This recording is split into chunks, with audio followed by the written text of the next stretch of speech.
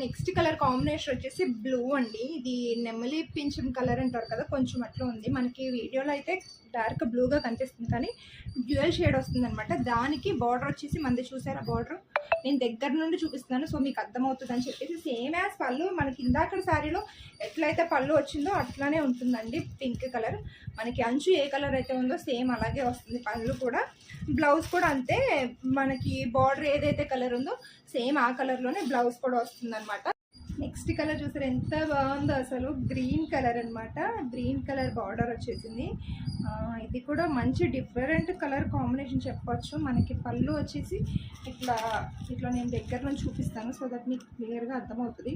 పళ్ళు వచ్చేసి ఇట్లా ఫ్లవర్ డిజైన్ వస్తుంది. మనకి బార్డర్ వచ్చేసి ఇట్లా లుక్ ఎట్ దిస్ బార్డర్ ఎంత బాగుందో చూసారా.